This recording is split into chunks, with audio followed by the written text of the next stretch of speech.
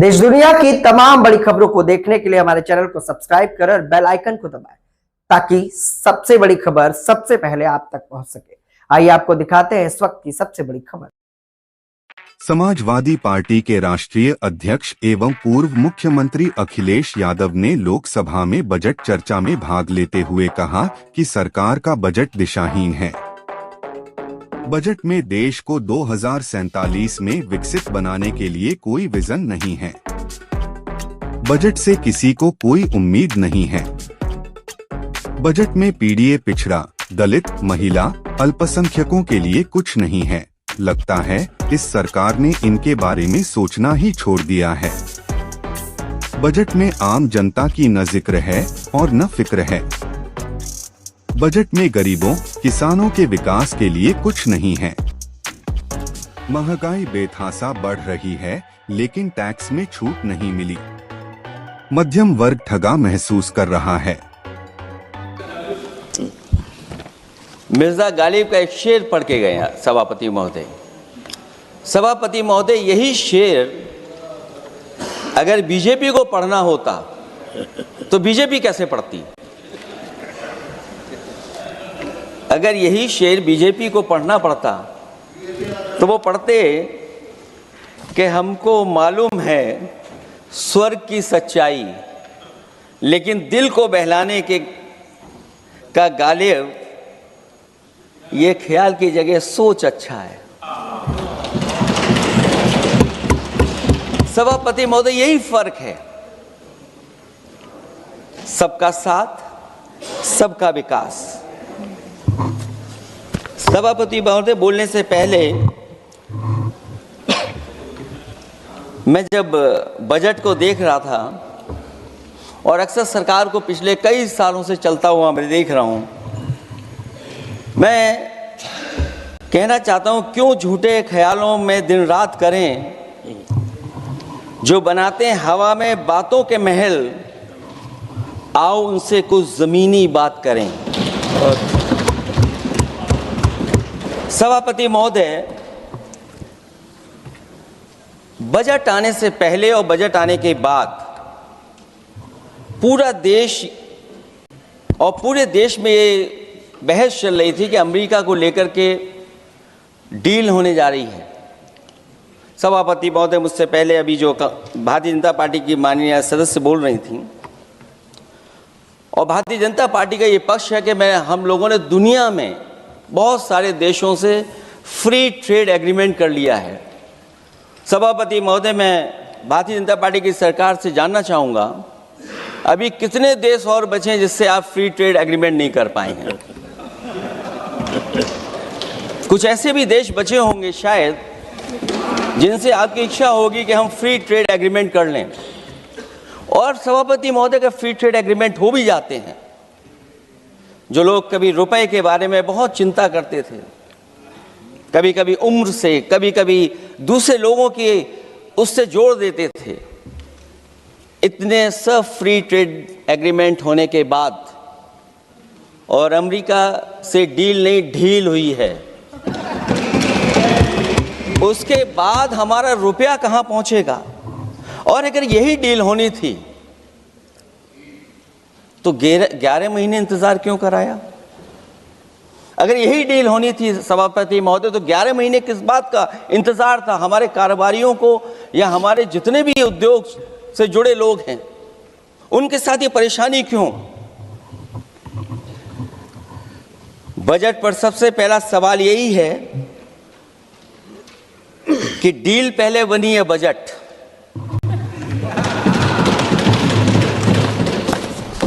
और बजट का हलवा यहां ज्यादा बटा के वहां। सभापति महोदय, स्वदेशी, आत्मनिर्भर, ये शब्द तो बहुत अच्छे लगते हैं, लेकिन जब डील हो गई है तो क्या इस बजट को लाने से पहले आत्मनिर्भरता और स्वदेशी को अपने अपने शब्दकोश से हटा दिया है, या इसको उल्टे अर्थ में विलोम शब्दकोश में डाल दिया है? और ये डील नहीं है जो हम आप सब समझ पा रहे हैं, शायद 70% के लोग ये नहीं समझ पा रहे होंगे। लेकिन पूरा देश समझ रहा है कि हमने अपना बाजार एक बार और खोल दिया है। $500 बिलियन का व्यापार एक तरफा, हमारे आत्मनिर्भरता कहां जाएगी? स्वदेशी नारा हमारा कहां जाएगा? हमारे देश की जनता भाजपा से कह रही है कि जहां तक हमें मालूम है डील एक तरफा नहीं होती है। क्या ये बनी वहां पहुंची यहां जहां जैसे कोई एक पक्षी मान रहा हो? जनता भाजपा से यह भी जानना चाहती है कि 0 बड़ा के 18।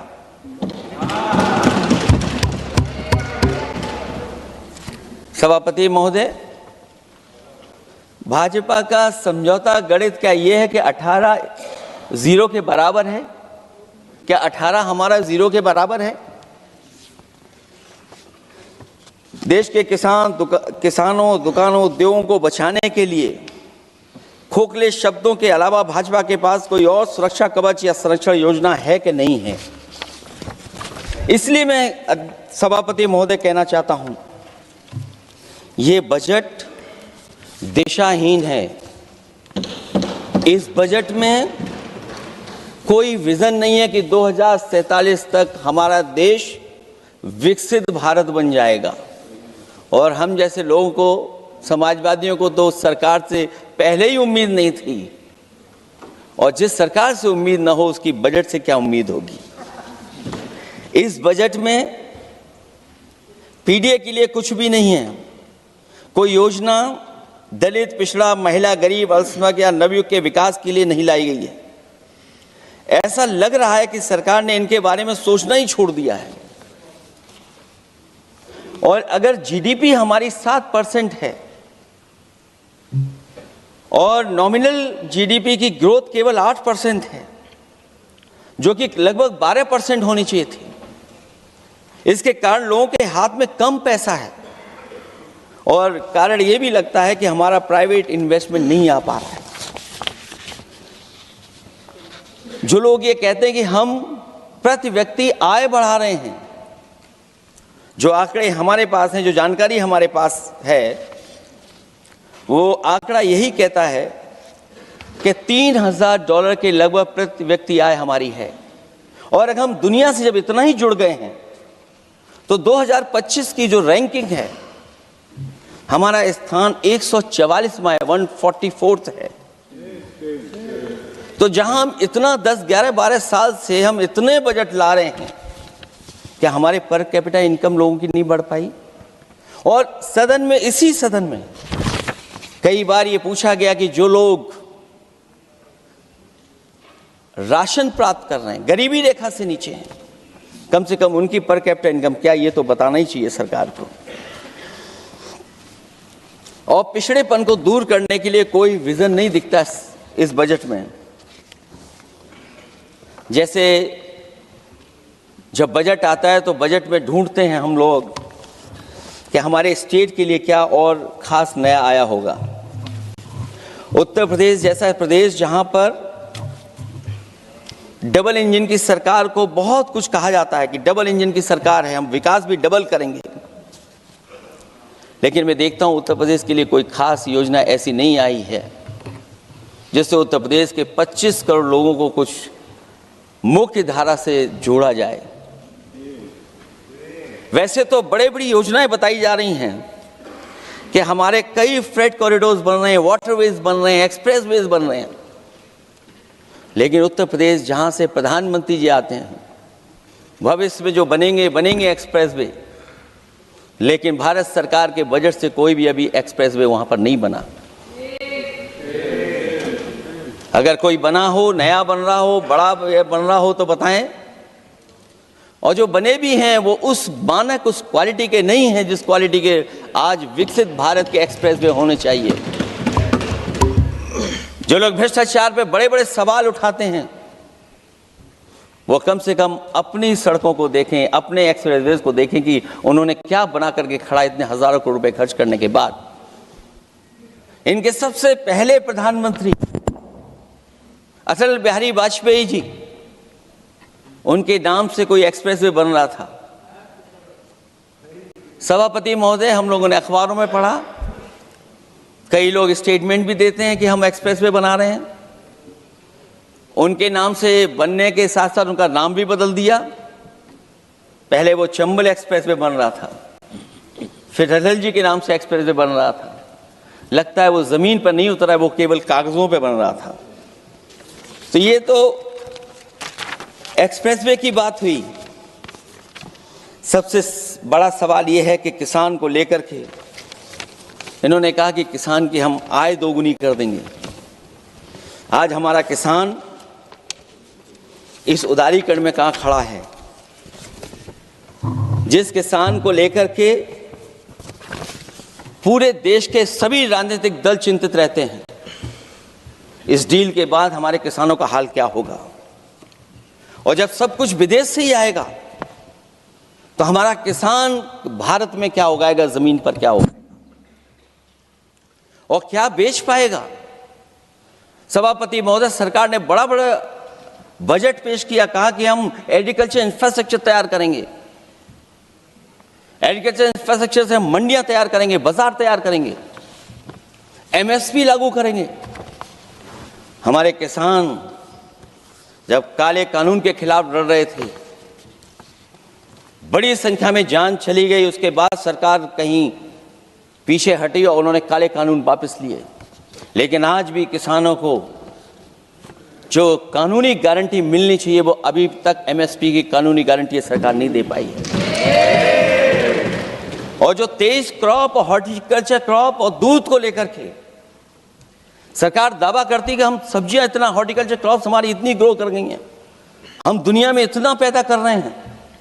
दूध के जब आंकड़े बताते हैं कि दुनिया में हम दूध का उत्पादन इतना कर रहे हैं, और अगर आपका बजट ही विकसित भारत का बजट है तो हमारे हॉर्टिकल्चर क्रॉप्स और जो हमारा किसान दूध का उत्पादन कर रहा है, दूध का उत्पादन हो रहा है, उसके लिए एमएसपी की गारंटी कब देंगे आप लोग? और गारंटी हम लोग इसलिए मांग रहे हैं क्योंकि उसको घर कैसे बनाएगा, घर कैसे चलाएगा, अगर उसको लाभ नहीं मिलेगा, बच्चों को कैसे पढ़ाएगा, अपनी बेटियों को हंसी खुशी विदा कैसे कर पाएगा? और इधर तो जहां फसल की कीमत नहीं मिल पा रही है, सभापति महोदय, सोने के भाव कहां पहुंच गए हैं? पहले गरीब सोचता था जब हम अपनी बेटी की विदा करेंगे तो कुछ सोने का एक सामान खरीद करके दे देंगे उसको। जैसे जैसे बीजेपी की सरकार चली और आगे बढ़ती गई, 12 साल ऐसे हैं आ गए कि अब तो चांदी तो दूर, अगर यही सरकार चलती रही तो लोहे पर पीतल चढ़ाकर भी गरीब अपनी बेटी की विदाई नहीं करा पाएगा। कैसे अपने भविष्य के लिए 2 पैसे जमा कर पाएगा? मतलब आज क्या खाएगा, कल के लिए क्या बचा पाएगा? ये किसानों के बड़े सवाल हैं। भाजपाई किसानों को लाभ नहीं पहुंचाना चाहते हैं, ये किसी और को लाभ पहुंचाना चाहते हैं। कुछ अदृश्य लोग हैं जिनको लाभ पहुंचाना चाहते हैं, क्योंकि इनका बजट, जो बजट बनाते हैं, वो आम जनता का ना उसमें जिक्र है ना फिक्र रहती है। और अगर फिक्र होती उनको तो किसान की खाद समय पर मिल जाती उन्हें, उनको बीज समय पर मिल जाता, सस्ती बिजली उपलब्ध हो जाती, सिंचाई या सिंचाई मुफ्त हो जाती थी। और मुझे याद है सभापति महोदय, समाजवादी सरकार में हम लोगों ने किसानों की सिंचाई मुफ्त करने के भी फैसले लिए। कीटनाशक दवाइयां कितनी महंगी हैं और सरकार ने किसानों को अपने हाल पे छोड़ दिया। मंडियों पे कहीं कोई खरीद नहीं है, और अगर खरीद हुई है तो सरकार बताए कि धान, आलू या गेहूं की खरीद में तो मिल जाती है उसको कीमत, लेकिन धान और आलू जैसी फसलों पर कोई सरकार कीमत नहीं दे पा रही है। महंगाई बेतहाशा बढ़ने पर भी इस बजट में जनता को टैक्स में न छूट देना टैक्स शोषण है। अमीरों के काम, कारोबार और घूमने फिरने पर 10 तरह की छूटें दी गई हैं। लेकिन बेकारी बेरोजगारी से जूझ रहे लोगों की उम्मीदों की थाली खाली है। मध्यम वर्ग अपने आप को ठगा महसूस कर रहा है। शोषित, वंचित, गरीब व्यक्ति जहां था वैसे भी नीचे जाता दिख रहा है। इस बजट ने उसके चादर में पैबंद लगाने की जगह उसे और चिथड़ा कर दिया है, क्योंकि सामाजिक सुरक्षा केवल शब्दों की औपचारिकता रह गई है। किसान, मजदूर, श्रमिक, कारोबारी, छोटा दुकानदार अपने लिए मिली राहत को दूरबीन से देखकर ढूंढ रहा है, और इसीलिए भाजपा का हर बजट 1/20 का बजट मानते हैं, क्योंकि वो 5% लोगों के लिए ही होता है। अच्छे बजट की होती हैं 3 पहचान: गरीब की तरक्की, खुशहाली और मुस्कान। शायद इस बजट ने तीनों चीजों को छीनने का काम किया गरीबों से। दूसरा विषय, स्वास्थ्य को लेकर के बहुत हमारा गरीब समय समय पर परेशान रहता है। स्वास्थ्य को लेकर के जो ठोस कदम सरकार को उठाने चाहिए, वो सभापति महोदय सरकार नहीं उठाती दिख रही है, और जितना भी स्वास्थ्य सेवाएं हैं वो ठप होती चली जा रही हैं।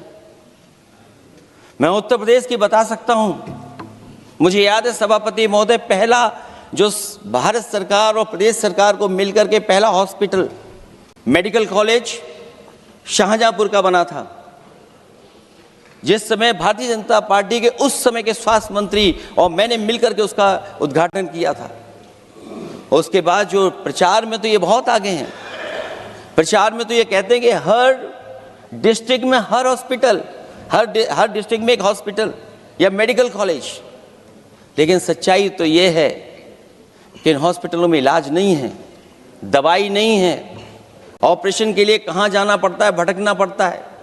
और जिस तरीके से अभी जिन लोगों ने इंश्योरेंस या LIC में किस्त दी होगी, वो जानते होंगे कि महंगाई कम नहीं हुई है, महंगाई बढ़ी है, किस्तें बढ़ गई हैं।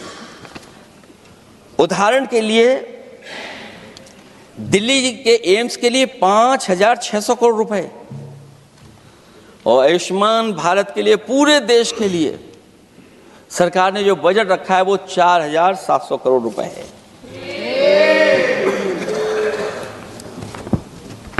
सुनते हैं पहले उपवन में हर ऋतु में बहार गाती थी, कलियों का तो कहना ही क्या, मिट्टी में खुशबू आती थी।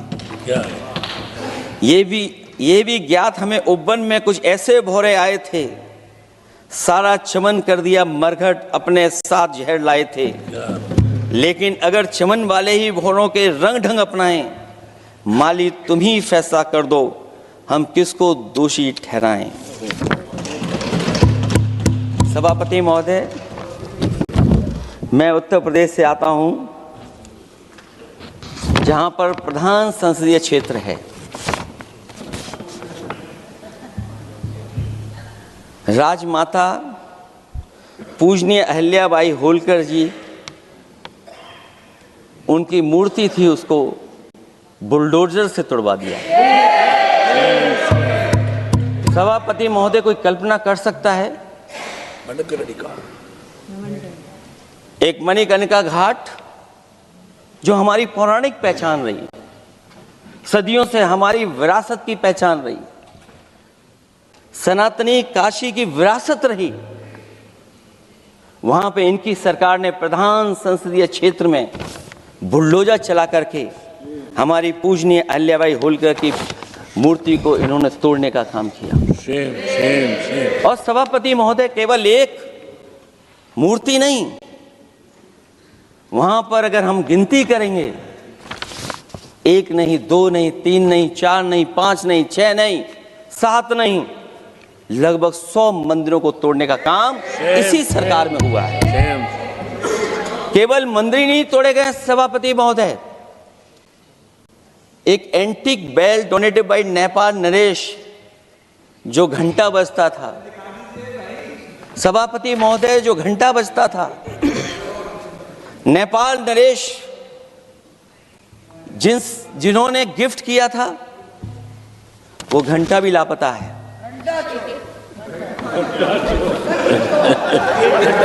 केवल घंटा ही लापता नहीं है,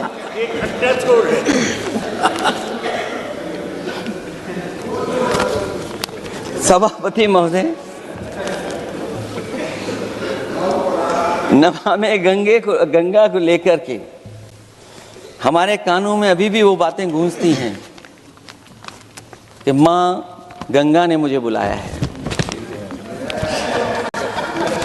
क्या बात है कि पिछले 11 साल से माँ गंगा ने बुलाया ही नहीं किसी को। माँ गंगा बह रही हैं, जो उसके पैरामीटर्स हैं, जिस पैरामीटर्स को हर दिन नापा जाता है, उसमें डिसॉल्व ऑक्सीजन, सीओडी, बीओडी और तमाम पैरामीटर्स आज किस हालत में है माँ गंगा। कोई कह रहा था कि अब गंगा बह करके दूर तक जाएंगी, लेकिन शायद वो ये नहीं जानते होंगे कभी कभी उल्टी गंगा भी बहती है। जब उल्टी बहेगी तो यूपी के आते आते आप बाहर हो जाएंगे। सभापति महोदय, नमामि गंगा, मां गंगा में जुड़ने वाली नदियां, वरना नदी को एक संरक्षण कैसे हो, ब्यूटिफिकेशन कैसे हो, रिवर फ्रंट कैसे बने, उसकी शुरुआत की थी। लेकिन सभापति महोदय, इनकी बुलडोजर सरकार ने उसका काम रोक दिया। काली नदी किस हालत में है। यमुना के बारे में दिल्ली की सरकार जब बनानी थी तो कहा कि हम दुनिया का सबसे बेहतर रिवर फ्रंट बनाएंगे यमुना पर। इसी राजधानी में कहा गया। आज बताइए यमुना की हालत क्या है।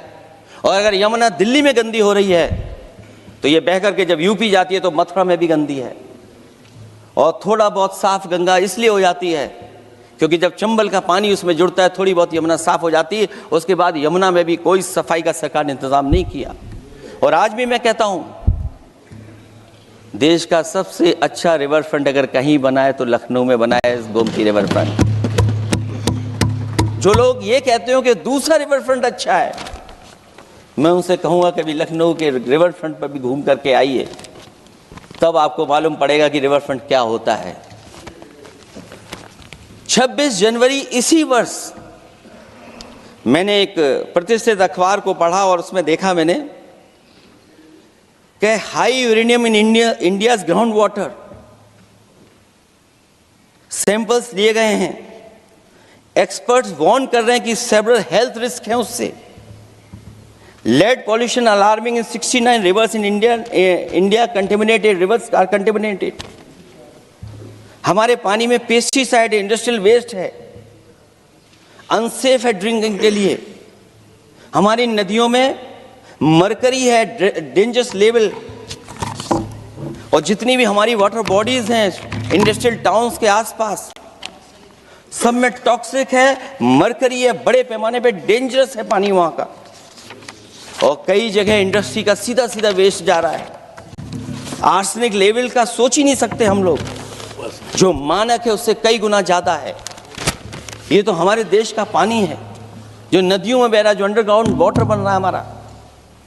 ठीक ही कहा हमारे माननीय सदस्य ने कि जो संपन्न हैं, प्रिविलेज्ड हैं, वो लोग तो पानी साफ करने की मशीन खरीद सकते हैं। हमारा गरीब क्या खरीदेगा। गरीब की हेल्थ को कितनी परेशानी और रिस्क है। यहां तक कि अंतर्राष्ट्रीय प्लेटफॉर्म पर हमारे देश को भी सुनना पड़ा एक प्रतिष्ठित चैनल पर कि आपके देश में इन्वेस्टमेंट क्यों आएगा, क्योंकि वहां आ ही नहीं सकता है, क्योंकि आपकी हवा खराब है।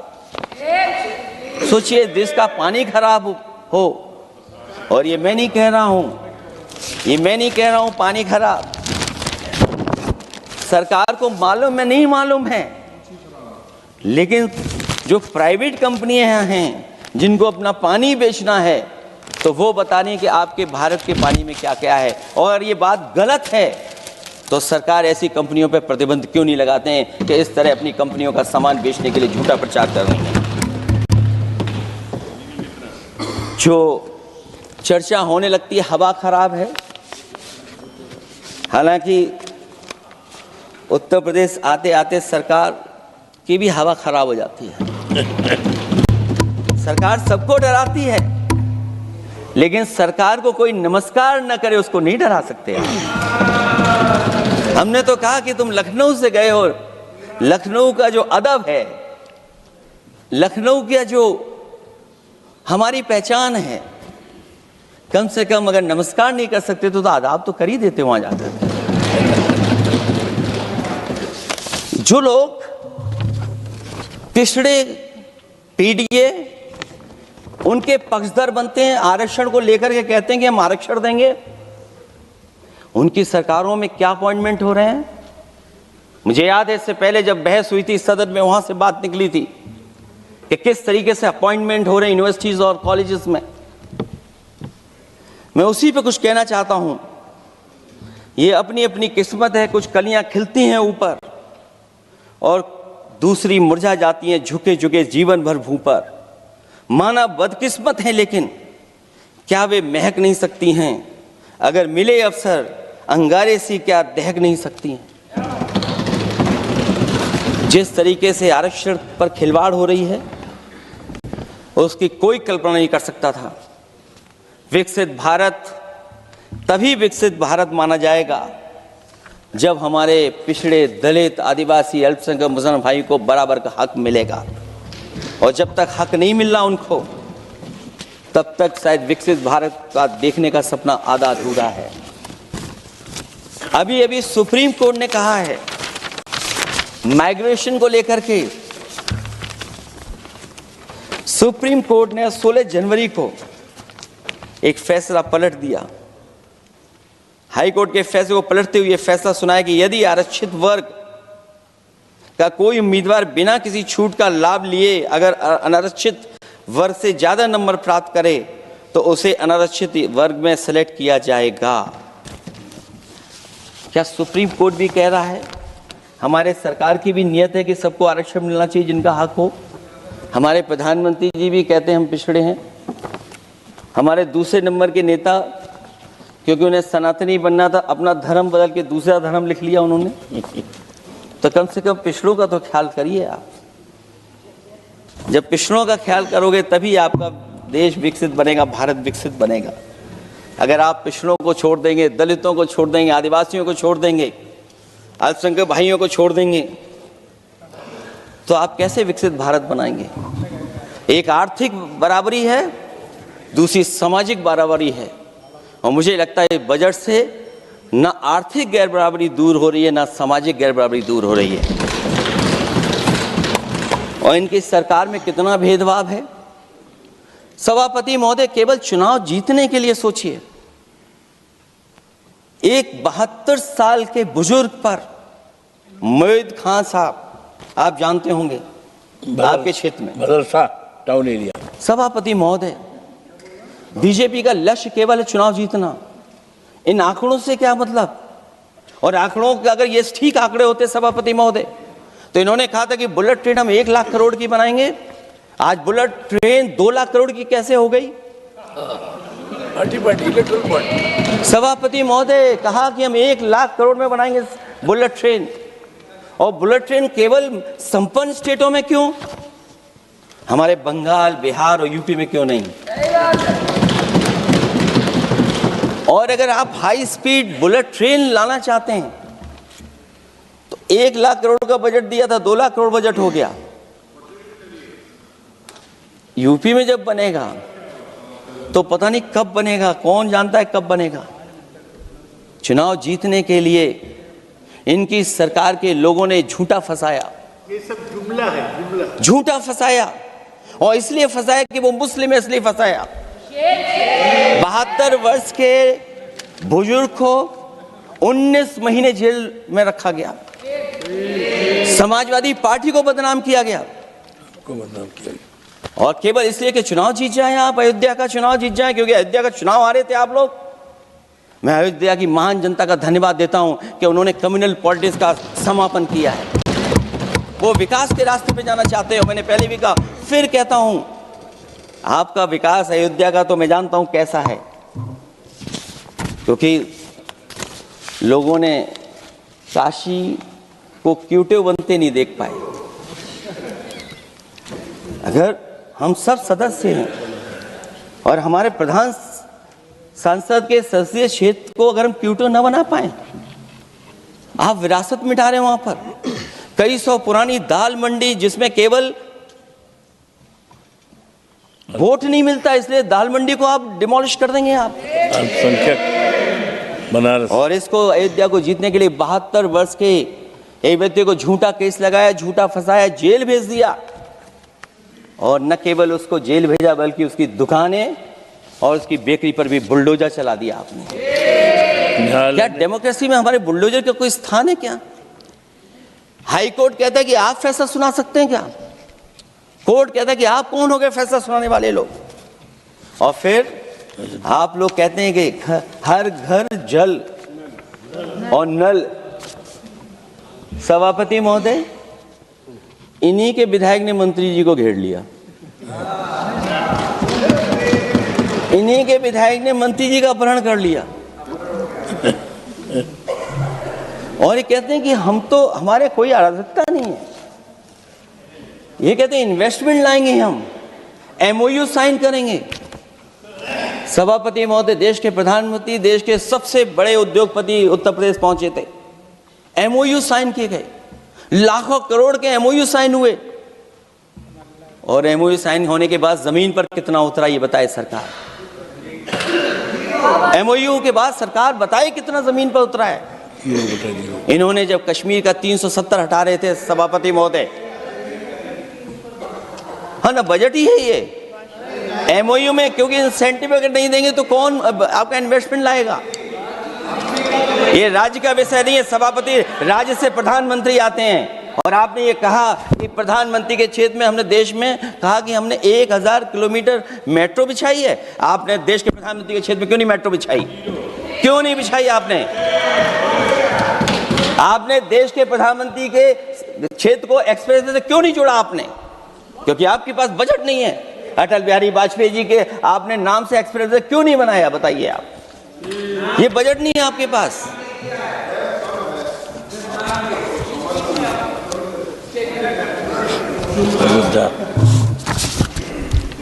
अयोध्या एयरपोर्ट घोटाला, एयरपोर्ट बनते ही पानी टपकने लगा। एयरपोर्ट तो दिल्ली का है, बजट तो दिल्ली ने दिया होगा। अयोध्या रेलवे स्टेशन, हमारे कन्नौज का रेलवे स्टेशन बनते ही गिर गया और गिरने के बाद अभी तक नहीं बन पाया। तो ये बजट का हिस्सा नहीं है क्या? आप वाटरवेज बात कर रहे हैं, गंगा साफ नहीं है, आप पानी का जहाज कहां ले जाएंगे? बिहार में जाकर के रुक जाएगा। पिछली बार भी एक पानी का जहाज चला था, बनारस से जाते ही बिहार में रुक गया, जाकर के पटना भी नहीं पहुंच पाया। Rampath, sewer line smart city का हिस्सा है। आपका स्मार्ट सिटी कैसा है? इंदौर में पानी पीने से कितने लोगों की जान चलेगी सभापति महोदय? और कोई शहर बता दीजिए जहां कूड़ों का ढेर ना हो।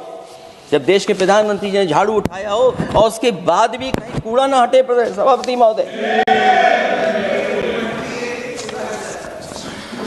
भजन संध्या स्थल घोटाला हुआ, अंतर्राष्ट्रीय मीडिया सेंटर बनाया, उसमें भी पानी गिर रहा है। लाइट सजावट की चाइनीज आई हैं।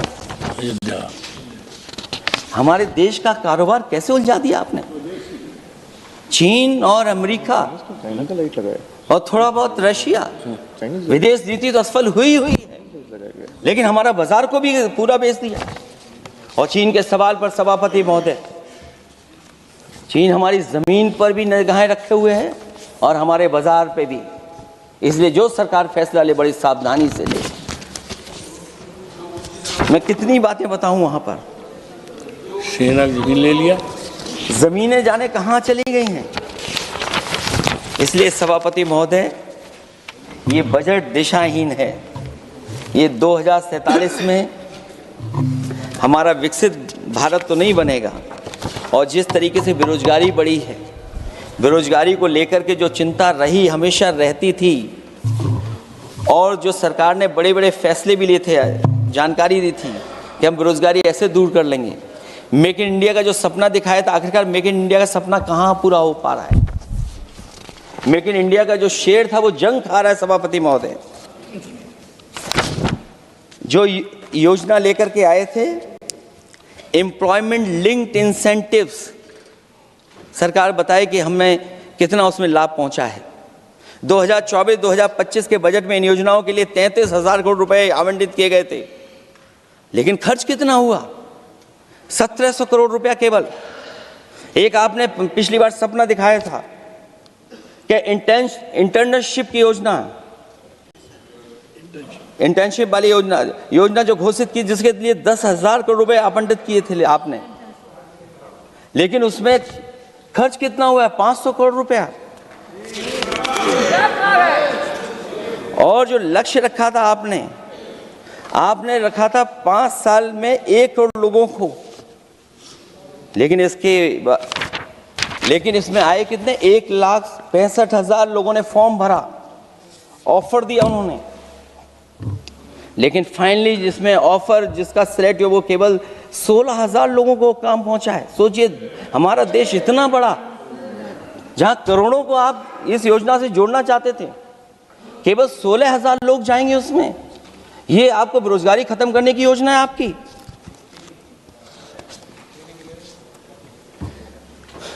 माननीय वित्त मंत्री जी के सदन के सामने स्थिति स्पष्ट करनी चाहिए कि मनरेगा एक महत्वपूर्ण योजना थी जिसमें गरीबों को ग्राम स्तर पर रोजगार मिलता था, राइट टू वर्क के अनुसार थी। इस योजना को समाप्त करते हुए आपने क्या नाम रखा है? बीबी राम जी। और हमारे राम जी कहाँ बैठे हैं? कहाँ है हमारे राम जी? पीछे बैठे, जिन्हें बचपन से हम देखते आए राम जी। ये हमारी खुशकिस्मती है कि राम जी सदन में बैठे हैं, लेकिन आप राम जी का अपमान कर रहे हैं। आपको उनको यहाँ नहीं बैठा सकते, आपको यहाँ बैठाना चाहिए नंबर 2 पर। अगर आप सच्चे मायने में सभापति महोदय बीपी राम जी, आप कृपया देखिए, वित्त मंत्री राम जी को नहीं जानती हैं। अखिलेश जी हे भगवान, हम क्या करें अब? अखिलेश जी, आप कृपया बजट पे आ जाइए। आप कृपया बजट पे आ जाइए अखिलेश जी। सभापति महोदय, बजट पे आइए, बजट पे आइए। एक मिनट, क्या बोले? फिर बोलना दोबारा। नहीं, आप बजट क्या बोलिए? नहीं, सभापति जी बोलिए। नहीं सभापति महोदय, नहीं, जिन्होंने गोली चलाई वो आपका राम मंदिर बना रहे हैं। सभापति महोदय, जिन्होंने गोली चलवाई वो राम मंदिर बनवा रहे हैं। अगर कुछ पता ना हो तो जाकर के पूछ लेना, पता कर लेना। आधी अधूरी जानकारी के साथ मत आया करो यहाँ पर। अब आप बताइए सभापति महोदय, बीवी राम जी नाम बदल दिया आपने। यूपी जैसा बड़ा स्टेट, उसको क्या मिलेगा अब, जहां पर 1,000 ग्राम सभाएं अर्बन हो गई हैं। जब 1,000 ग्राम सभाएं अर्बन हो गई हैं और 40% व्यय प्रदेश सरकारों पर डाल दिया गया है, ये स्कीम कैसे चलेगी आपकी? मैंने पहले ही कहा था कि एमएसपी की लीगल गारंटी मिलनी चाहिए। और जिस तरीके से किसान आत्महत्या कर रहा है, एनसीआरबी के आंकड़े सरकार के पास होंगे कि किसान कितनी आत्महत्या कर रहा है। जिन्होंने ये कहा कि 2022 तक हम दोगुनी आय कर देंगे। आप बताइए, आलू की पैदावार की क्या आय दोगुनी हो गई? धान की पैदावार करने वाले की आय दोगुनी हो गई। आपको गाय से बहुत प्रेम है। हमारे क्षेत्र में खुद एक काऊ मिल्क प्लांट बना, यूपी का पहला काऊ मिल्क प्लांट। आपकी सरकार ने उसको बंद कर दिया। आप कहते गाय की सेवा करो, लेकिन पहला यूपी का काऊ मिल्क प्लांट वो आपसे बंद हो गया। अगर शायद हम ऊंट के मिल्क की चॉकलेट बना रहे होते उस प्लांट से, तो वो प्लांट चलता रहता। आय दोगुनी कितनी हुई है बताएं सरकार? मत्स्य पालन और पशुधन विकास की तरफ सरकार का कोई ध्यान नहीं है। सरकार का कहना है कि वित्त अच्छी हुई है, लेकिन क्या कारण है कि एफडीआई में लगातार कमी आ रही है? विदेशी इन्वेस्टर्स क्यों बाहर ले जा रहे हैं? भारत में इन्वेस्ट करने के लिए क्यों नहीं इच्छुक हैं? और शेयर मार्केट क्यों इतनी जल्दी गिर जाता है? रुपए के मूल्य में डॉलर के विरुद्ध निरंतर गिरावट आ रही है।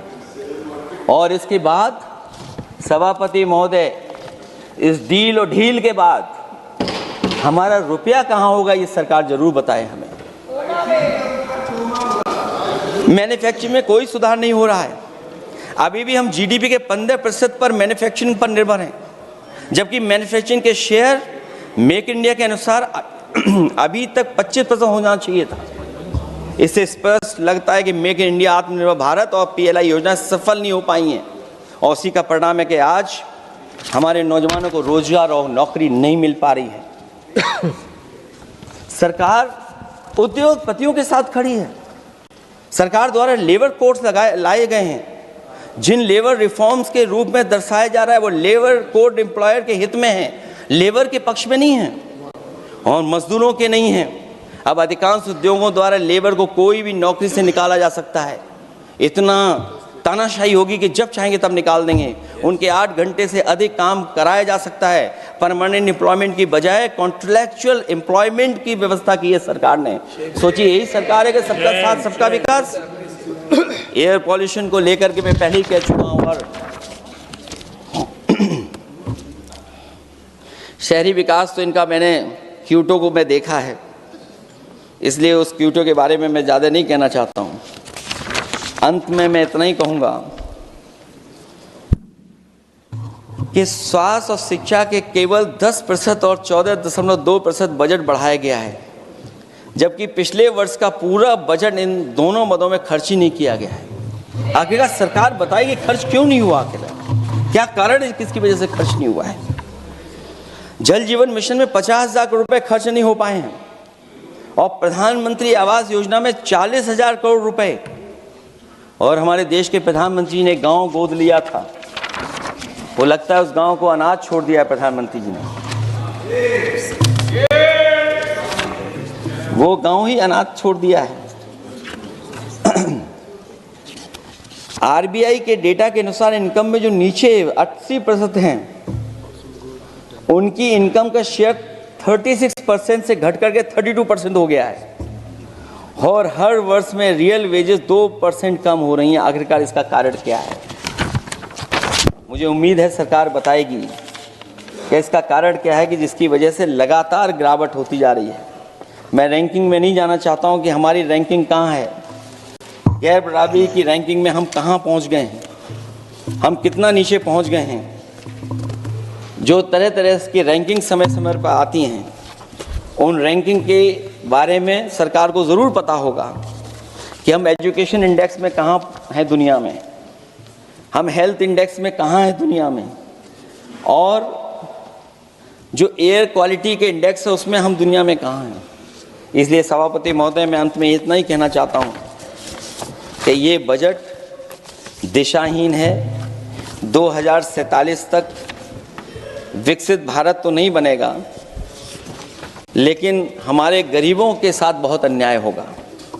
जिस तरह AI पे बात की गई है, AI अगर अच्छाई और भलाई के लिए हो तो अच्छी बात है, लेकिन पता नहीं भारतीय जनता पार्टी पे कितना रिसोर्सेज हैं कि AI और जितना भी हमारा वो है जो बजट है, वो सबसे ज़्यादा खर्च वो करते हैं दूसरों को बदनाम करने के लिए। इसलिए इन्हीं शब्दों के साथ मैं सभापति महोदय का धन्यवाद देता हूँ।